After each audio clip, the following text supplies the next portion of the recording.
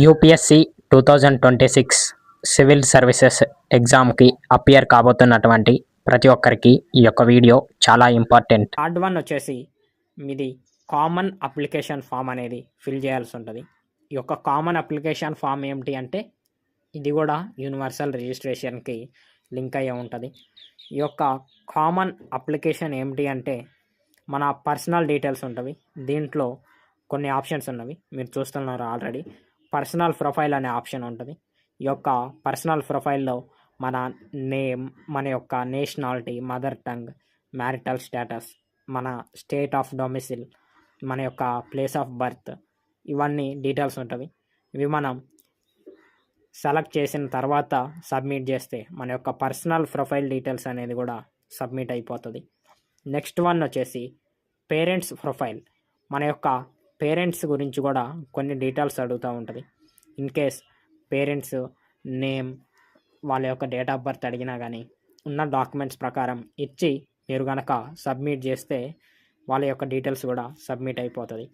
Third one వచ్చేసి social category profile అని ఉంటుంది. ఇన్ కేస్ మీకు ఏదైనా రిజర్వేషన్ ఉంటే కమ్యూనిటీలో సెలెక్ట్ కమ్యూనిటీ అనే ఆప్షన్ క్లిక్ చేస్తే ఆ యొక్క రిజర్వేషన్ ఇవి ఏవైతే లిస్ట్ అయి ఉన్నాయో అన్నీ వస్తాయి. మన యొక్క డీటెయిల్స్ని ఎంటర్ చేసిన తర్వాత మన యొక్క రిజర్వేషన్ది సర్టిఫికేట్ ఉంటుంది కదా, క్యాస్ట్ సర్టిఫికేట్ని కూడా అప్లోడ్ చేయాల్సి ఉంటుంది. ఈ యొక్క సైజ్ అనేది 50 KB నుంచి 300 KB మధ్యలో ఉండాలి. అలాగే పీడిఎఫ్ ఫార్మాట్లో ఉండాలి. క్యాస్ట్ _certificate.pdf అనే నేమ్ ఉంటే మాత్రమే ఆ యొక్క సర్టిఫికేట్ అనేది తీసుకుంటుంది. కాబట్టి జాగ్రత్తగా అప్లోడ్ చేయండి.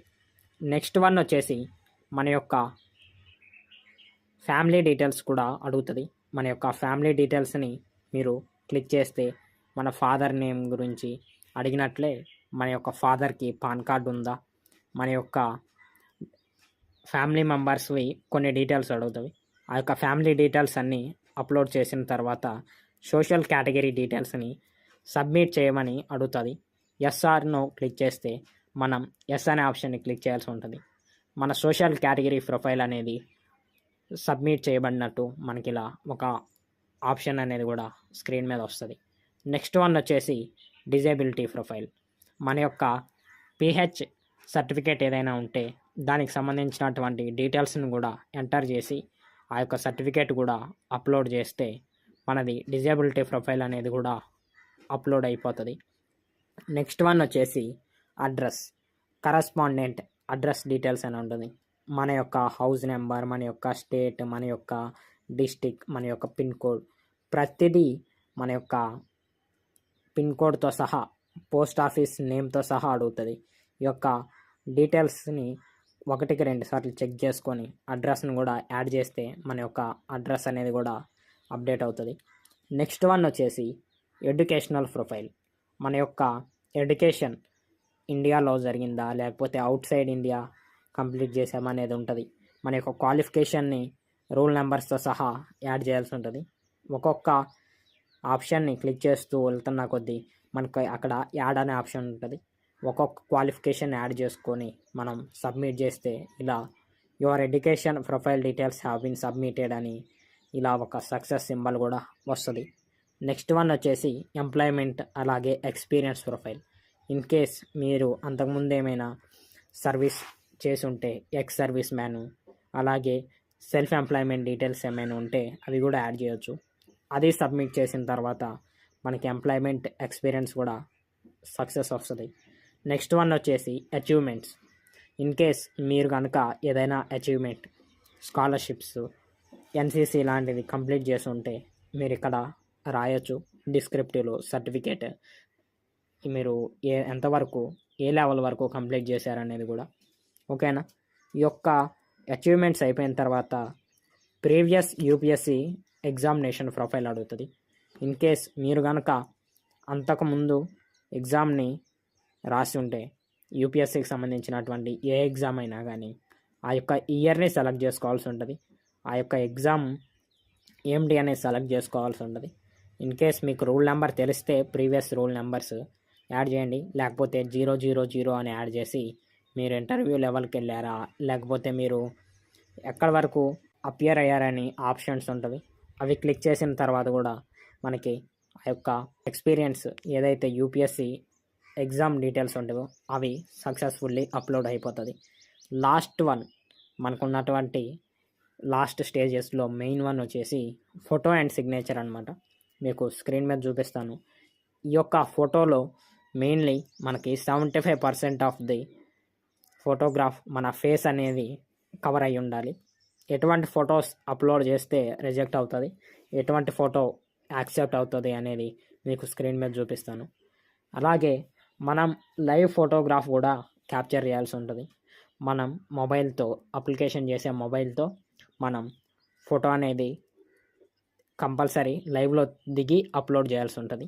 మన యొక్క సిగ్నేచర్ను కూడా ఇందులో అప్లోడ్ చేయాల్సి ఉంటుంది. ఈ యొక్క ఫోటో అనేది 20 KB నుంచి 200 KB మధ్యలో ఉండాలి.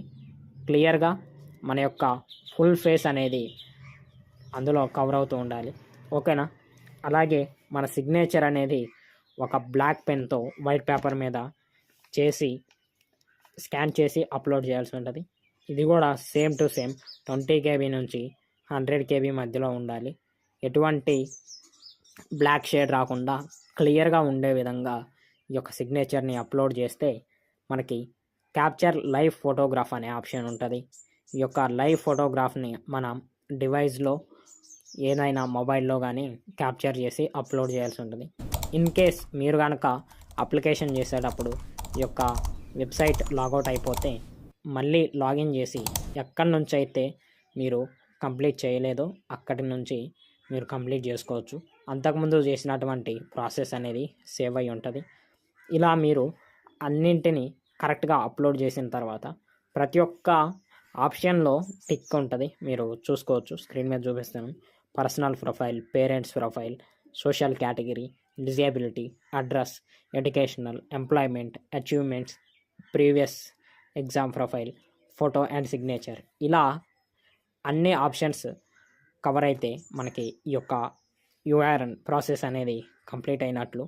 యూపీఎస్సికి అప్లై చేయాలి అంటే మనం నెక్స్ట్ కేవలం అప్లై ఫర్ స్పెసిఫిక్ ఎగ్జామినేషన్ అని ఉన్నటువంటి 4th ఆప్షన్ని క్లిక్ చేయాల్సి ఉంటుంది.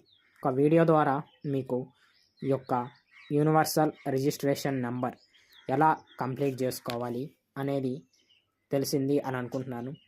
ఇలాంటి ఇన్ఫర్మేటివ్ వీడియోస్ కోసం మన ఛానల్ని సబ్స్క్రైబ్ చేసి రెగ్యులర్గా ఫాలో అవుతుండండి. మరిన్ని ఇన్ఫర్మేటివ్ వీడియోస్ ఇలాంటివి మీ ముందుకు రావాలి అంటే నాకు మీ యొక్క సపోర్ట్ అనేది అవసరం. Don't forget to like the stream and subscribe to the channel. Thank you for watching.